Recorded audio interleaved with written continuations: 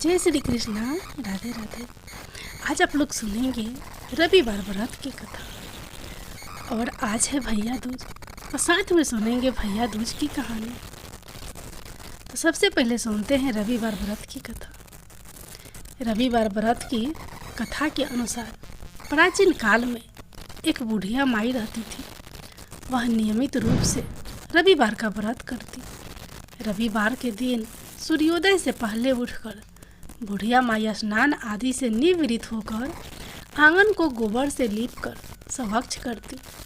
उसके बाद सूर्य भगवान की पूजा करते हुए रविवार व्रत कथा सुनकर सूर्य भगवान का भोग लगाकर दिन में एक समय भोजन करती। सूर्य भगवान की अनुकंपा से बुढ़िया माई को किसी प्रकार की चिंता एवं कष्ट नहीं था। धीरे धीरे उसका घर धन धान्य से भर रहा था। उस बुढ़िया को सुखी होते देख उसकी पड़ोसन उससे जलने लगी। बुढ़िया ने कोई गाय नहीं पाल रखी थी, अतः वह अपनी पड़ोसन के आंगन में बंधी गाय का गोबर लाती थी।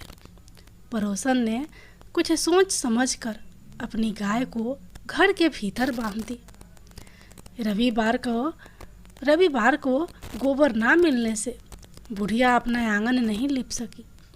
आंगन न लीप पाने के कारण उस बुढ़िया ने सूर्य भगवान को भोग नहीं लगाया और उस दिन स्वयं भी भोजन नहीं किया।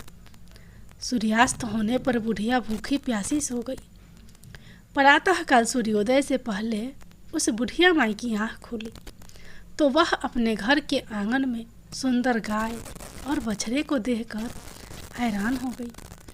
गाय को आंगन में बांधकर उसने जल्दी से उसे चारा लाकर खिलाया। पड़ोसन ने उस बुढ़िया के आंगन में बंधी सुंदर गाय और बछड़े को देखा तो वह उससे और अधिक जलने लगी। तभी गाय ने सोने का गोबर किया। गोबर को देखते ही पड़ोसन की आंखें फटी की फटी रह गई। पड़ोसन ने उस बुढ़िया को आसपास ना पाकर तुरंत उस गोबर को उठाया और अपने घर ले गई तथा अपनी गाय का गोबर वहाँ रखाई। सोने के गोबर से पड़ोसन कुछ ही दिनों में धनवान हो गई। गाय प्रतिदिन सूर्योदय से पहले सोने का गोबर किया करती थी और बुढ़िया माई के उठने से पहले पड़ोसन उस गोबर को उठाकर ले जाती थी। बहुत दिनों तक बुढ़िया को सोने के गोबर के बारे में कुछ भी पता नहीं चला। बुढ़िया पहले की तरह हर रविवार को भगवान सूर्यदेव का व्रत करती रही और कथा सुनती रही।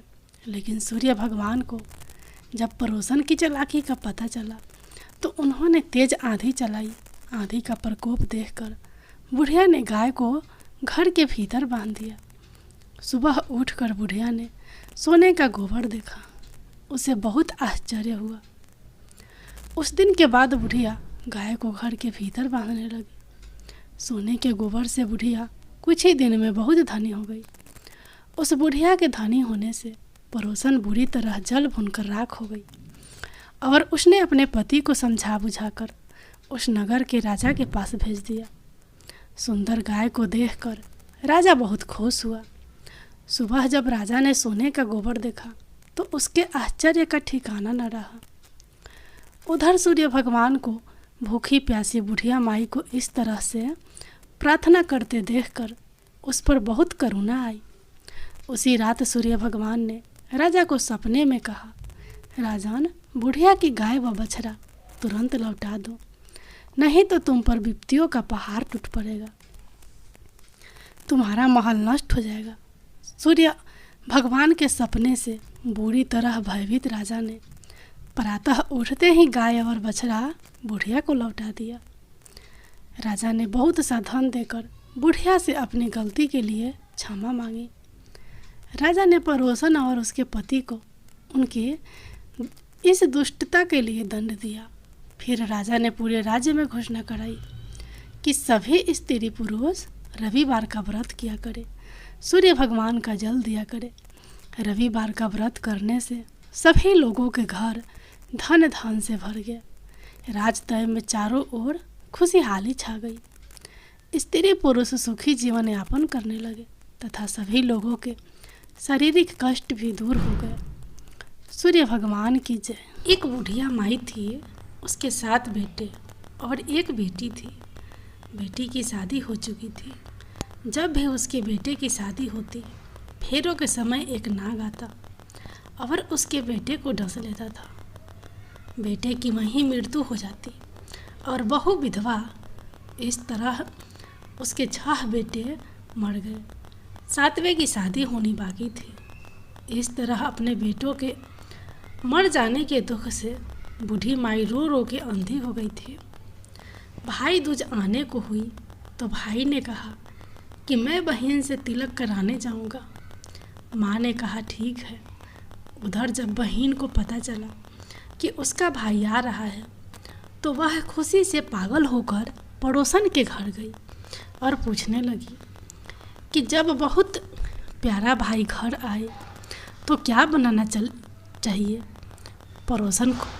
पड़ोसन उसकी खुशी को देखकर जल भुन गई और कह दिया कि दूध से रसोई लेप, घी में चावल पका। बहन ने ऐसा ही किया। उधर भाई जब बहन के घर जा रहा था तो उसे रास्ते में सांप मिला। सांप उसे डसने को हुआ।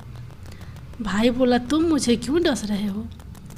सांप बोला मैं तुम्हारा काल हूँ और मुझे तुमको डसना है। भाई बोला मेरी बहन मेरा इंतज़ार कर रही है। मैं जब तिलक करा के वापस लौटूंगा तब तुम मुझे डस लेना। सांप ने कहा भला आज तक कोई अपनी मौत के लिए लौट के आया है क्या जो तुम आओगे। मुझसे झूठ वादा मत करो। भाई ने कहा अगर तुझे यकीन नहीं है तो तू मेरे झोले में बैठ जा। जब मैं अपनी बहन के तिलक कर लूँ तब तू मुझे डस लेना। सांप ने ऐसा ही किया। भाई बहन के घर पहुँच गया। दोनों बड़े खुश हुए। भाई बोला बहन जल्दी से खाना दे, बड़ी भूख लगी है। बहन क्या करे, ना तो दूध की रसोई सूखे ना ही घी में चावल पके। भाई ने पूछा बहन इतनी देर क्यों लग रही है, तू क्या पका रही है। तब बहन ने बताया कि ऐसे ऐसे किया है। भाई बोला पगली कहीं घी में चावल पकता है क्या, या दूध से कोई रसोई लिपता है क्या। गोबर से रसोई लीप, दूध में चावल पका। बहन ने ऐसा ही किया। खाना खा के भाई को बहुत जोर नींद आने लगी। इतने में बहन के बच्चे आ गए। बोले मामा मामा हमारे लिए क्या लाए हो। भाई बोला मैं तो कुछ नहीं लाया। बच्चों ने वह झोला ले लिया जिसमें सांप था। जैसे ही उसे खोला उसमें से हीरे का हार निकला। बहन ने कहा भैया तूने बताया नहीं कि तू मेरे लिए इतना सुंदर हार लाए हो। भाई बोला बहना तुझे पसंद है तो तू ले, मुझे हार का क्या करना। अगले दिन भाई बोला अब मुझे जाना है, मेरे लिए खाना रख दे। बहन ने उसके लिए लड्डू बना के एक डब्बे में रख के दे दिए। भाई कुछ दूर जाकर थक कर एक पेड़ के नीचे सो गया। उधर बहन के बच्चों को जब भूख लगी तो माँ से कहा कि खाना दे दो। माँ ने कहा खाना अभी बनने में देर है। तो बच्चे बोले कि मामा को जो रखा है वहीं दे दो। तो वह बोली कि लड्डू बनाने के लिए बाजरा पीसा था, वहीं बचा पड़ा है, चक्की में जाकर खा लो। बच्चों ने देखा कि चक्की में तो सांप की हड्डियाँ पड़ी है। यही बात माँ को आकर बताई तो वह बावरी सी होकर भाई के पीछे भागी। रास्ते भर लोगों से पूछती कि किसी ने मेरा गैल बटोई देखा, किसी ने मेरा बड़वा सा भाई देखा। तब एक ने बताया कि कोई लेटा तो है पेड़ के नीचे, देख ले। वही तो नहीं। भागी भागी पेड़ के नीचे पहुंची, अपने भाई को नींद से उठाया।